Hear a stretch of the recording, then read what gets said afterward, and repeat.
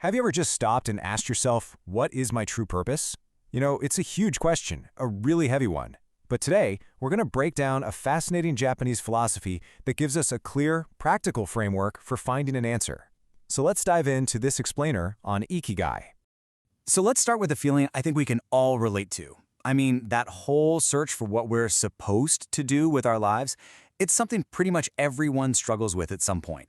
It's a really personal and often a really difficult journey. Society kind of pushes us to have this all figured out when we're young, right? Pick a career, pick a path, and just stick with it. But let's be real, so many adults are still asking themselves this exact question, just trying to make sense of all the options and figure out where they actually fit in. And this quote, wow, it just nails the feeling, doesn't it? It gets right to the heart of what it costs us when we don't have an answer. That feeling of Sunday night dread, that pit in your stomach when you realize you have to drag yourself through another week doing something that just doesn't connect with you. It's more than just a bummer, it's like you're shortchanging yourself. Okay, but what if we could reframe that whole search? Instead of just this giant vague question, what if you had a kind of map? Well, that's exactly where this incredible Japanese concept, Ikigai, comes into play. Ikigai literally translates to a reason for being. And it's not just about a job or a hobby. It's the thing that actually makes you want to jump out of bed in the morning, the thing you can pour your whole self into. So the real goal here is to find what's called a sustainable flow state. You know that feeling, right? When you're so deep into what you're doing that time just disappears and nothing else seems to matter. Ikigai is the framework that helps you figure out the essential ingredients to find that state and, more importantly, to make it a central and lasting part of your life. So, how does this map actually work? Well, Ikigai is basically built on 4 core ideas, or dimensions. And the key, the real secret, is getting all 4 of them to line up. All right, number 1. It all starts with taking a good, honest look at your skills. So this is all about leaning into your natural talents and the skills you've worked hard to build. Think about it. Instead of pouring all your energy into fixing what you're bad at, the Ikigai way is to focus on what you're already good at and just work on becoming a master at it. Okay, number 2. We're moving from the head to the heart.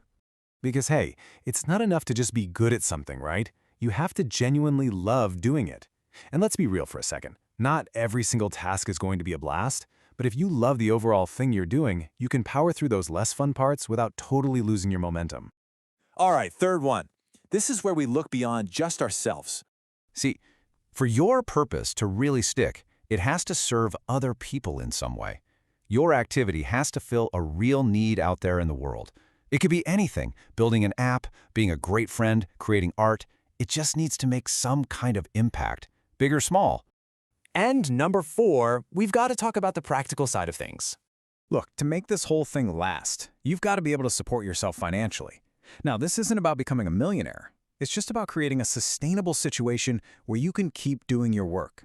Without this piece, it stays a hobby, not your reason for being. Okay, but this is where the framework gets really powerful.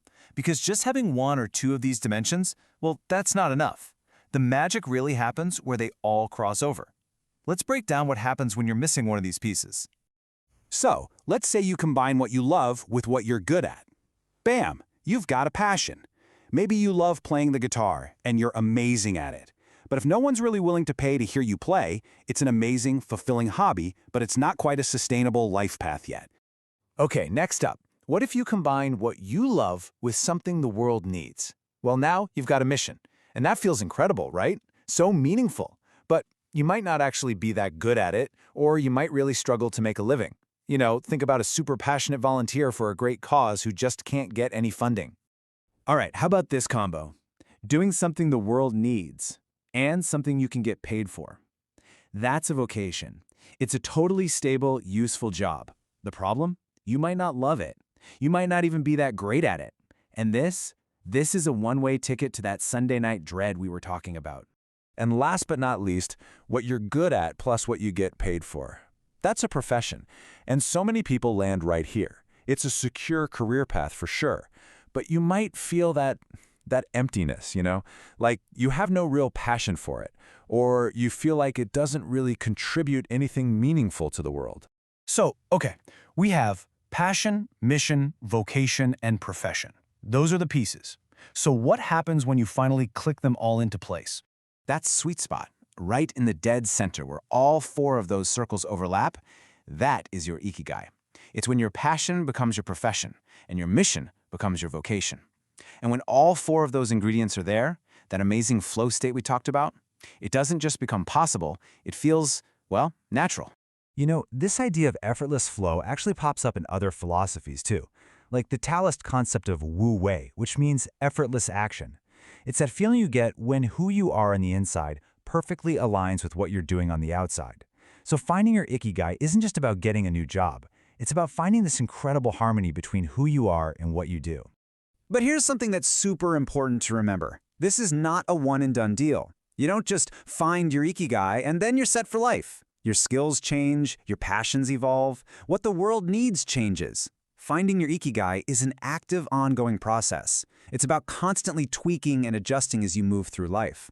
So in the end, Ikigai gives us a map, not a final destination. It's a powerful way to remember that our purpose isn't some single hidden answer. It's found in that dynamic, shifting place where what we love, what we're good at, what the world needs, and what can sustain us all come together. The journey really begins with one simple but not easy question you have to ask yourself. When you look at your own life, where do your four dimensions overlap?